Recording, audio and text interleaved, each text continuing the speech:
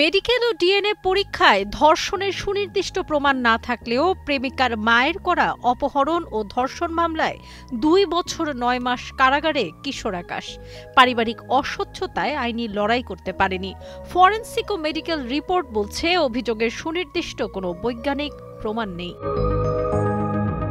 ২০২৩ সালের জানুয়ারিতে শামসুন নাহার নামে এক কিশোরীর মা শ্যামপুর থানায় কিশোর আকাশের বিরুদ্ধে অপহরণ ও ধর্ষণের অভিযোগে মামলা করেন। অভিযোগে বলা হয়, আকাশ কৌশলে রংপুরে মেয়েটিকে নিয়ে গিয়ে জোরপূর্বক শারীরিক সম্পর্ক স্থাপন করেন। ঘটনার ৩ দিন পর ভিকটিমের মেডিকেল পরীক্ষা হয় ঢাকা মেডিকেল কলেজের ওয়ান স্টপ ক্রাইসিস সেন্টারে। রিপোর্টে বলা হয়, কোনো তাজা আঘাত বা সাম্প্রতিক যৌন সম্পর্কের কোনো চিহ্ন পাওয়া যায়নি। তবে পুরনো সম্পর্কের ইঙ্গিত পাওয়া যায়, আর ভিকটিমের বয়সও তখন মাত্র ১৫ বছর। এরপর নমুনা পাঠানো হয় জাতীয় ফরেনসিক ডিএনএ প্রোফাইলিং ল্যাবরেটরিতে, কিন্তু ডিএনএ পরীক্ষার ফলাফলও ইনকনক্লুসিভ, অর্থাৎ অভিযোগ প্রমাণ বা অপ্রমাণ কোনোটিই নিশ্চিত হয়নি। তবুও মামলাটি এখনও বিচারাধীন এবং অভিযুক্ত আকাশ ২ বছর ৯ মাস ধরে কারাগারে। অভিযুক্ত পরিবারের দাবি, আকাশ ও শামসুন নাহার দুজনেই ছিলেন অপ্রাপ্তবয়স্ক এবং তাদের মধ্যে ভালোবাসার সম্পর্ক ছিল।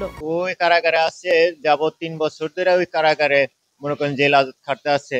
আজকে দেখেন, মেয়ে ওই একটা দুর্ঘটনা ঘটাইছে বিধানে আজকে ৩ বছর ধরে ওই জেলে এবং আছে কারাগারে, শিশু কারাগারে ৩ বছর ধরে ওই জেলে আছে। সেই ক্ষেত্রে দেখা যায় আমরা অলাউ করছি, আমরা কোর্টে আসছি, উকিলের সাথে কথাবার্তা বলছি যে স্যার এই বিষয়ে কি করা যায়। কোনো জামিন হয় না, তাছাড়া জামিন হয় না। তারপরে এক এক করে আমি কয়েকবারও তাদের আত্মীয় স্বজন, মেয়ের আত্মীয় স্বজন, বাপ মা, মেয়েরাও মনে করেন টেকা ছাড়ছে, তারা টেকা ছাড়ছে যে আপনার টেকা দেন, আমার ২ লক্ষ টাকা দেন, আমরা কেস ডিসমিস করে দিই, মামলা খালেস করে দিই। তা আমরা ছেলের তরফ থেকে বলছি যে আমরা তো মনে করেন দিন কামাই দিন খাই, আমাদের কোনো অর্থ নাই স্যার। অন্যদিকে শামসুন নাহার বর্তমানে অন্য এক ব্যক্তিকে বিয়ে করে সংসার করছেন বলে অভিযোগ করেন আকাশের পরিবার।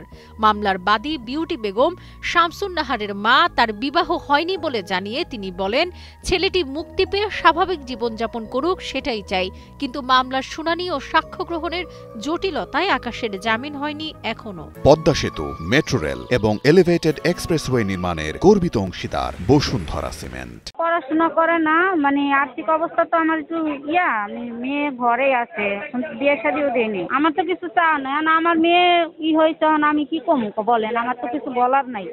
ওখানে ছেলের পক্ষে মানুষ আসে, হ্যাঁ কিছু বলে না, আমি কি কম। মেয়ে আমার, ছেলে তো হ্যাঁ যদি গর্জন না থাকে আমি কিভাবে করুম, কোন কিছু করার আছে? আমার ভুল করতে পারে ছেলেরা, কিন্তু আমি চাই যে ছেলেটা অন্যায় করছে, অপরাধ করছে, আমি চাই ওরা ক্ষমা করে দিছি, কারণ ওরা এখনো বয়স হয় না এরকম বোঝার মতন।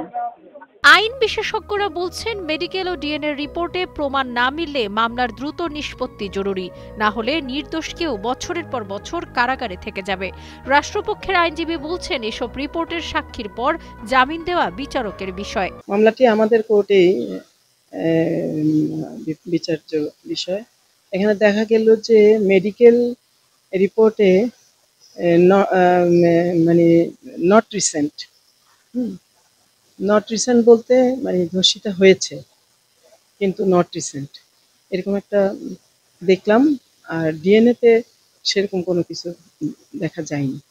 এখন বিষয়টা হচ্ছে, এখন সে দীর্ঘদিন সে কারাবাস। এখন এই যে এই দুইটা বিষয়ের উপর আসামি জামিন পেতে পারে, এই বিষয়টাই তো আপনি আমার মনে হয় জানতে চাচ্ছেন। এই বিষয়গুলো যে মেডিকেলের বিষয়, ডাক্তার এসে কোর্টে সাক্ষী দিয়ে যেতে হবে, সাক্ষী দিয়ে বলবে, এবং মানে এই বিষয়গুলো যখন সাক্ষী দিয়ে বলবেন তখন এটা কোর্টের বিচার্য বিষয়। আসামির পক্ষে সেভাবে জামিন চাবে এবং কোর্ট যদি সেটা মনে করেন দিতেও পারে, এটা কোর্টের বিষয়টা। আমরা মানে যেটুকু জানিয়ে গেছি, যা দেখে আসতেছি, কোর্টের মানে বিষয়। কোর্ট ইচ্ছা করলে এই বিষয়গুলোর উপরে করতে পারে। আবার এখানে আরেকটা বিষয় আছে, ভিকটিম তার 22 ধারায় ভিকটিম কি বলছে। ভিকটিম আমার মনে হয় ভিকটিম বলেছে যে সে অপহরণ হয়েছে, এরপরে ধর্ষিতা, তাকে ধর্ষণ করা হয়েছে। এইগুলোর জন্যই সে জামিন কিন্তু মুভ করেছে, বেশ কয়েকবার দেখলাম জামিন মুভ হয়েছে, কিন্তু জামিন পায়নি। তো এই বিষয়গুলো মানে কোর্টে এসে সাক্ষীরা সাক্ষী দেওয়ার মাধ্যমে এটা মানে টোটালি এটা একটা বিচার্য বিষয়, তখন আদালত বিবেচনা করতে পারে। আমি এনওসি নিয়ে কাগজপত্র তুলে মামলাটা যথেষ্ট স্টাডি করার চেষ্টা করেছি, দেখেছি এখানে অভিযোগটা হচ্ছে যে 30/12/2022 তারিখে তাকে মানে শামসুন নাহারকে আকাশ, কথিত আসামি আকাশ অপহরণ করে রংপুরে নিয়ে গিয়ে 11 দিন যাবত একসাথে থেকেছে, সেই কথা মামলায় বলা হয়েছে। সে ধর্ষণ করেছে, এই তার বিরুদ্ধে অভিযোগ হচ্ছে। নারী ও শিশু নির্যাতন দমন আইনের 7/9 ধারার অপরাধ। কিন্তু নথি স্টাডি করে আমি দেখলাম যে ভিকটিমের আইনানুগ মেডিকেল পরীক্ষার যে রিপোর্ট আছে সেখানে তার সিগনেচার আছে, টিপসই আছে। সেইখানে এই মেডিকেলের ডাক্তার প্রতিবেদন দিলেন যে 30/12/2022 তারিখে শামসুন নাহার তার বড় বোনের শ্বশুরবাড়ির রংপুর বেড়াতে গেছে। সেইখান থেকে তার মেডিকেল রিপোর্টে ওখানে লেখাই আছে যে আমি, শামসুন নাহার বলতেছে, আমি 30/12/2022 তারিখে আমার বড় বোনের সাথে রংপুরে বেড়াতে আসছি। 9 তারিখে তার বড় বোন ফিরে আসতে চাইলে বলতেছে আকাশ আমাকে বলছে যে আমি তোমাকে পৌঁছে দিয়ে আসবো। কিন্তু ওই মেডিকেল রিপোর্টের নিচেই লেখা আছে, ভিকটিম বলতেছে আমার আরো বন্ধু আছে, তাদের মিলাই আমার সাথে 5-6 বার শারীরিক সম্পর্ক হয়েছে। কিন্তু ডিএনএ অ্যানালাইসিস রিপোর্টে আমি দেখলাম ইনকনক্লুসিভ, অর্থাৎ ডিএনএ অ্যানালাইসিস রিপোর্টে বলা হচ্ছে যে এটা অনিশ্চিত। আমার ভিকটিমের ডিএনএ এবং আসামি কথিত শিশু আসামির ডিএনএ রিপোর্ট অ্যানালাইসিসে বলতেছে এটা ইনকনক্লুসিভ, দ্যাট মিন্স অনিশ্চিত। আবার ডাক্তার বলতেছেন আইনানুগ মেডিকেল রিপোর্টে বলা হচ্ছে sex intercourse is not recent, অথচ ঘটনার তারিখ বলা হলো 9/1/23, মেডিকেল পরীক্ষা হলো 12/1/23, 10-11-12 3 দিনের ব্যবধানে মেডিকেল টেস্ট হলো, সেখানে বলা হলো sex intercourse is not recent. নারী ও শিশু নির্যাতন আইনের 9-1 ধারায় যেসব প্রমাণকে কনক্লুসিভ হিসাবে ধরা হয় তার মধ্যে মেডিকেল এবং ডিএনএ অন্যতম, কারণ এগুলি হচ্ছে ডাক্তারি প্রতিবেদন।